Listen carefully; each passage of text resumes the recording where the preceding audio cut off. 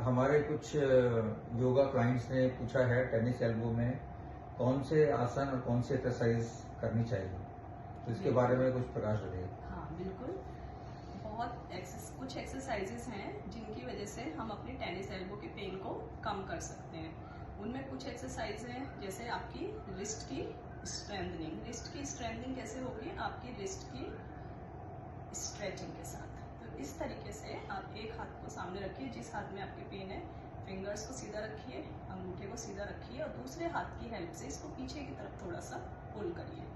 तो यहाँ आप एक एक्सरसाइज ये हो गई।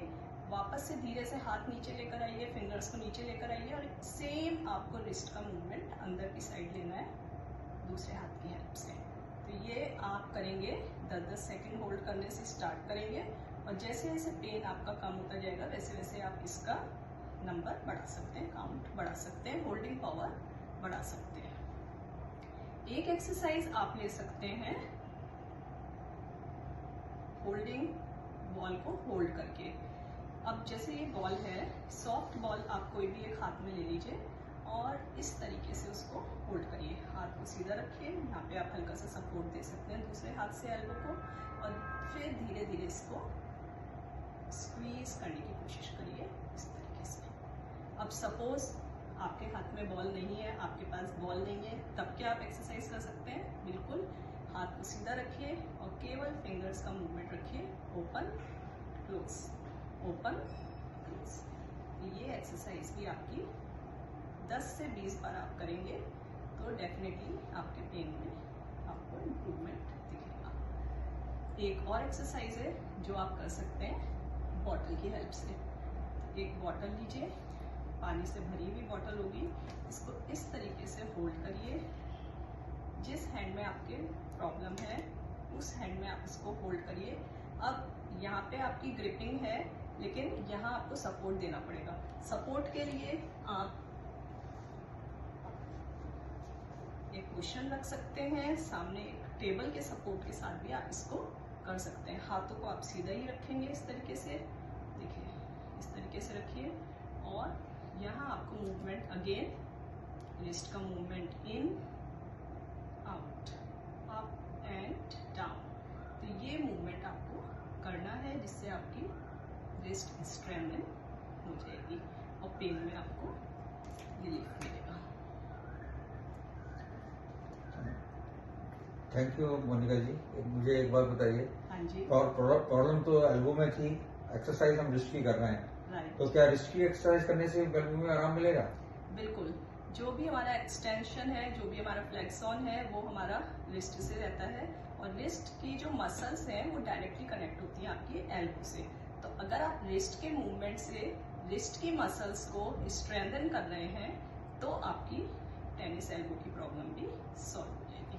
धन्यवाद। एक चीज अब बताएं, हमने एक्सरसाइज की, हाँ क्या जी। कुछ आसन भी हैं ऐसे जो इसमें लाभ पहुंचाएंगे? हाँ बिल्कुल है। योगा तो हम लोग कर ही रहे हैं और योगासन्स तो वैसे भी हर चीज में हमारे लिए काफी हेल्पफुल रहते हैं हमारी बॉडी की एक एक मसल को स्ट्रेंथन करने के लिए। तो डेफिनेटली हमारी टेनिस एल्बो के लिए भी कुछ पोजेस हैं। पहला अगर आप देखेंगे ताड़ आसन, बड़ा सिंपल सा आसन है। इंटरलॉक करिए अपनी फिंगर्स को, पाम्स को बाहर की तरफ। अब यहाँ पे भी आप बाहर की तरफ मोड़ रहे हैं तो यहाँ पे भी आपकी एल्बो टर्न हो गई है। तो यहाँ लेते हुए ऊपर की ओर ले जाके और हल्का सा स्ट्रेच करिए। यहाँ 5 से 10 सेकंड रुकिए और फिर वापस आ जाइए। तो ये भी आप कर सकते हैं 3 से 4 बार, 5 बार आप इसको दोहरा सकते हैं। डिपेंड करता है कि आपकी बॉडी आपको कितना अलाउ कर रही है। तो ये एक्सरसाइज भी आप दिन में ले सकते हैं। अपार्ट फ्रॉम डैट आप ले सकते हैं गोमुख आसन। गोमुख आसन के लिए वन हैंड ओवर अनदर और ट्विस्ट करके आपको अपने पाम्स को जोड़ना है। अब सपोज आप इस पोज को नहीं कर पा रहे हैं शुरुआत में दर्द की वजह से, तो आपको क्या करना है, हाथ को सीधा रखिए, टर्न करिए, दूसरा हाथ टर्न करिए, यानी आपने अपने बैक टू बैक पाम्स इसको जोड़ लिया और यहीं से आपने पाम्स को टर्न करा, जोड़ा और यहाँ थोड़ा सा स्ट्रेच करा। तो हाथों को इस जगह पे भी रख सकते हैं और धीरे धीरे आप इसको ऊपर भी ले जा सकते हैं। यहाँ से इस तरीके से आप 10 सेकेंड होल्ड कर सकते हैं ये भी, और वापस से ये।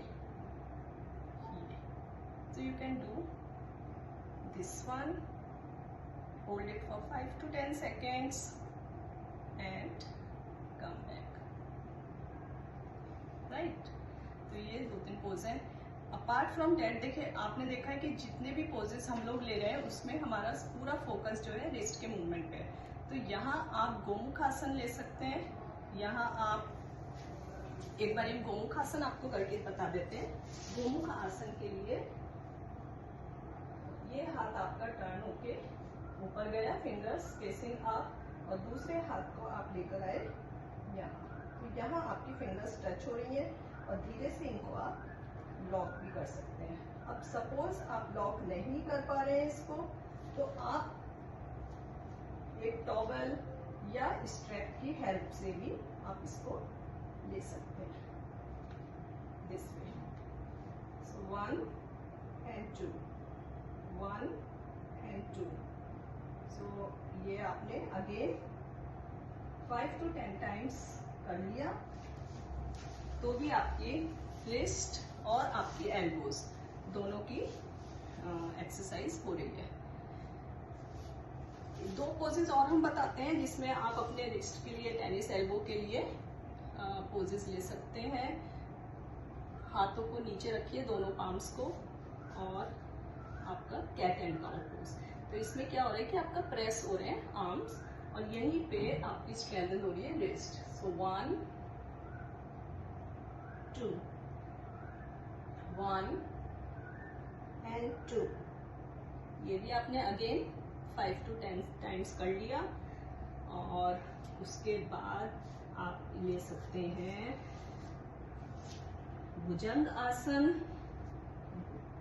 इस तरीके से यहाँ पे भी आपके पाम्स देख रहे हैं कि प्रेस हो रहे हैं, और आपकी रिस्ट के ऊपर टेनिस एल्बो पे आपको रिलीफ मिलेगा। लास्ट में आप ले सकते हैं चाइल्ड पोज।